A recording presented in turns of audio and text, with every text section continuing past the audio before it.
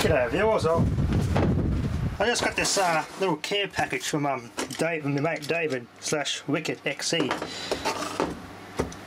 Gave me a Great Wall stamp. Basically what this does, the old libraries used to use them. When you borrow a book, or the number of times it's been borrowed, so you stamp it once, and the next time it comes in, someone else borrows it, you stamp it again, and it advances to the next number. These are also used in the fruit industry, the packing industry, packing dried fruit for example, which stamp the boxes. Each box is numbered, so we stamp each box, and that keeps goes on your records. So stuff like that this would come quite useful for. The only thing it's missing is like a little tray that clips under here.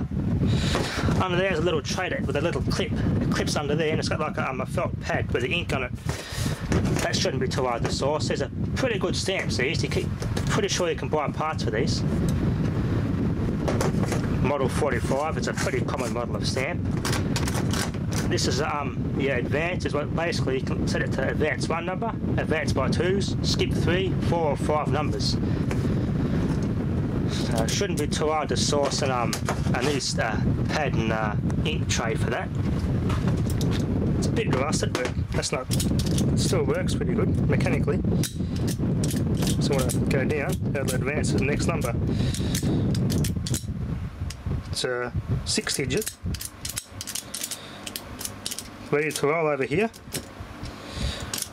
So it's got 324,890. It needs a bit of a clean. It doesn't quite advance properly, so with this little thing here, you can see there's a bit of surface rust on it. It's like Geneva's. It goes between those discs. Might give it a soak in some silicone spray or something to help restore that. That'll come quite useful. You also got a bell transformer. This is a little a bell that rings like a little relay, made by Ducks. He's done videos on these before early on in his channel. So 250 volt input, 3, 5 and 8 volt tap, 1 amp. Or I think that could be 0.1 amp. So that's quite useful voltages. Filament voltages too for some old valves and even a CRT or something like that. A 3, 5 and an 8 volt tap. It's quite useful. 40 to 60 hertz, made in Germany. You can see someone's broken the terminal screws off, as he said. Should be able to fix that. Your line goes in there and your taps come out there. Gave me a Mako double adapter, Bakelite. Needs the internal contact straightened. That's not too much of a big deal. Little bayonet cap socket made by Ring Grip. It's quite a nice old one. So thanks very much for that, Dave. I'll give this a repair. Open it up and see if I can repair it. That's pretty good there. I smashed it. They weren't too badly out of shape. I just squashed them down a bit.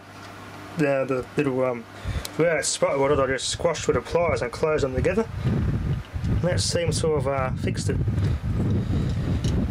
Just a quick check.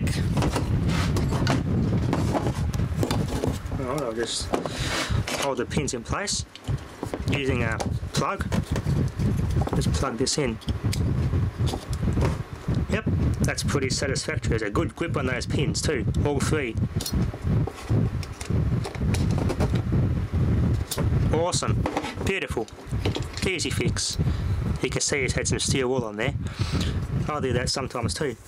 My new method now, I use the salt and vinegar method. It's just so effective. And then I go over it with the steel wool, and the result is bloody flawless. But yeah, this thing's come up quite well. Just bolt that back together. No cracks, that's good. It's all in good shape. Now I'll put that little squee back in. Now what I'm going to do is just put a dab of silicone spray on those contacts, and that stops the pins grabbing and snagging on the contacts and bending them, because people tend to force these things and bend the contacts, and that's why these are getting thrown out.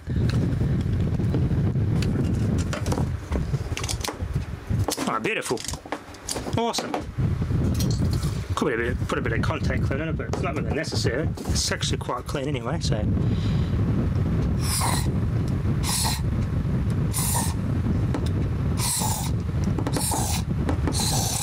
Beautiful. Turn the camera's light on. And you can see the contacts in there. They actually don't look too bad in there. That'll accommodate a plug top quite well now. Beautiful.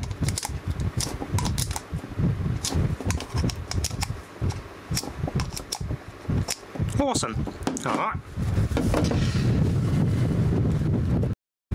Here's this little bell transformer next. I love this texture they've used. That's the paper they've wrapped around the windings, insulating paper. I like how ornate it is. This looks real nice, like wallpaper. It's like a plastic. Red varnish windings. The Chamberlain and Hookham body arm meter I got uses that same textured paper, except it's green. Yep, smells like a nice old Bakelite radio inside. Awesome. Alright, I'll put a lead on it, and I'm going to liven it up with a variac and check the taps. And hopefully this is going to be all good. A very nice little transformer that. Okay, viewers. Little nice bit of mains flex off that clock radio I've savaged that transformer out of. Trying to do some checks at the multimeter before I variac it, make sure I'm all good. I'll set this up and we'll see what the multimeter says. Hopefully it's all good. Ohm and continuity, both windings. Start off with ohms. Okay, primary winding ohms.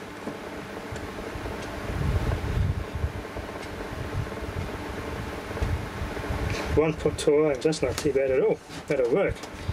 Now let's try continuity.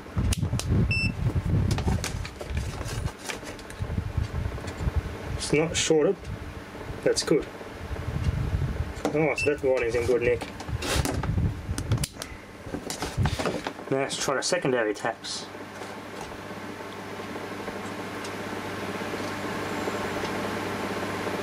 .6 ohms, and that's between the 3 and the 5 volt winding.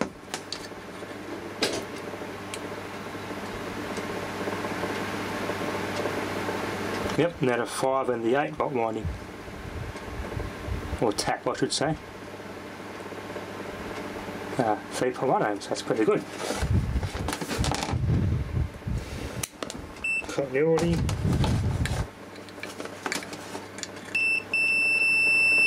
They're pretty close together, so it's about 5.7 ohms there. Secondary is in good nick, that's good. It's not dead short, but that's just testing that actually the windings are intact and not open circuit. So that means those windings are okay. Alright, I'll plug my variac in and we'll slowly liven it up and get a voltage reading off it.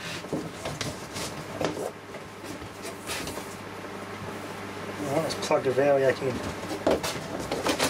A bit of inrush. Alright, I'll plug the transformer in. Transformer's plugged in. I'll get the multimeter and we'll start doing some voltage readings. But first I'll slowly crank it up. AC volts. Secondary side there. Alright, I'll start cranking it up very slowly.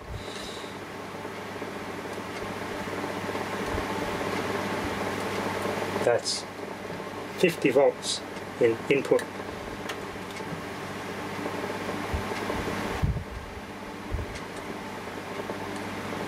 Oh, hang on, I got the DC. Whoops. Kept thinking AC is the first click, but it's not. Now I should get a reading. Okay, turn the light off. Alright, now we're good to go. I've got 100 volts in. 3.1 volts. 1.8 volts in that tap. Well, let's keep turning it up. 240. Alright. Full power. That's pretty close to 8 volts. 4.5 volts. Beautiful. Alright, turn the variac down. Unplug the variac, unplug the transformer safety first. We're all good. It's a great little worker, this.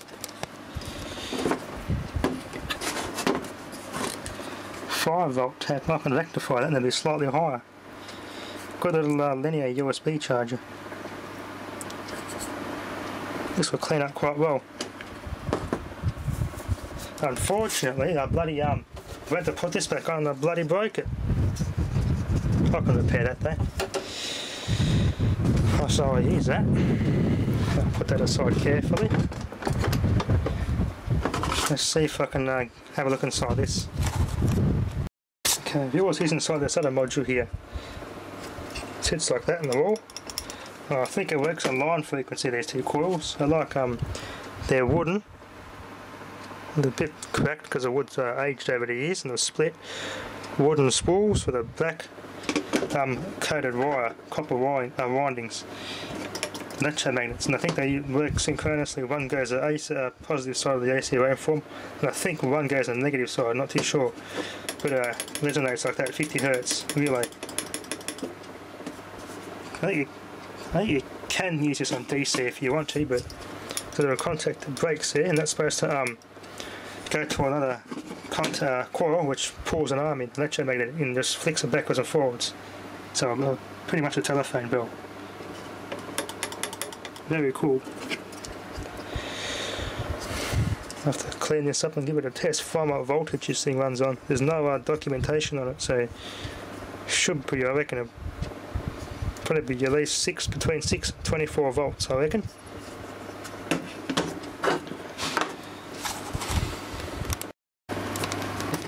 Okay, viewers, let's wire this bell up. Let's see, you've got a 24 volt transformer here. There's 24 volt at about half an amp, so let's see how well this goes. A bit of crap on our edge there. You can see that. Alright, connect it up. There you go.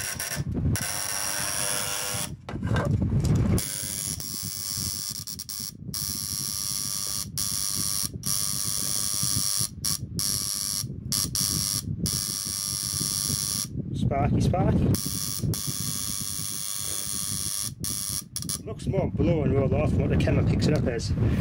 Basically that's just like an oscillating relay type setup. As well as these getting the mains frequency and vibrating, it also connects to I think it's in series to a bell. It also switches the bell on and off.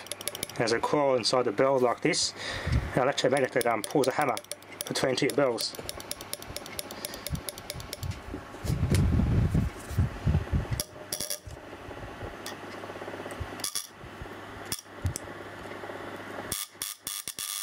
A couple of different spots I can connect it. That's the coils themselves there, and bypass the contact. No spark. With a contact. There we go.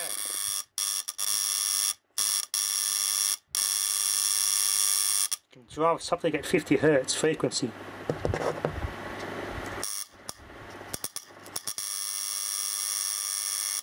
Awesome, it works quite well, and the coils are not even warm, they're still cool, so this seems to run on 24 volts quite happily. That's where your power goes in there, as I said before. Let's do these screws back up. Alright, let's have a look at this little bayonet connector I've got here.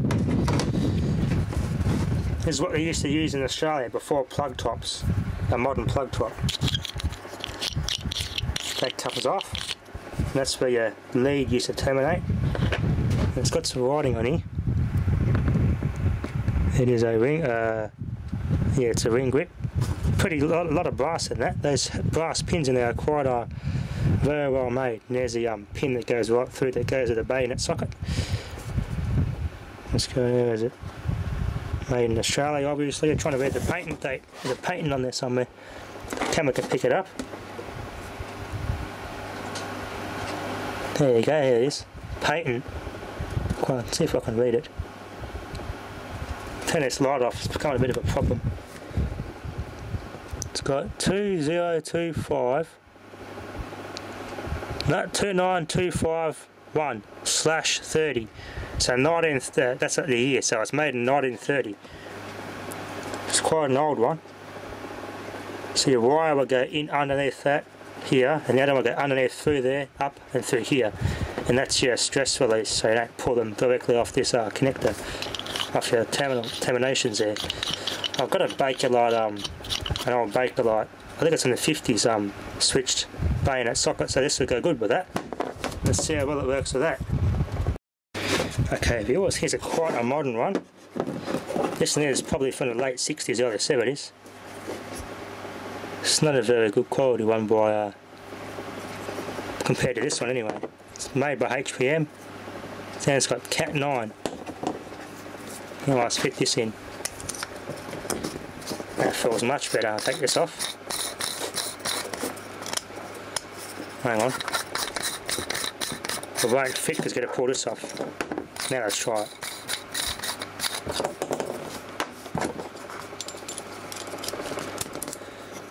Beautiful. There you go. That's what we used to use. This used to be the power point, and this used to be the plug type for a radio. Mainly for Bakelite radios use these. So you plug it into your light socket, and it's already got a crack there. I can super glue that.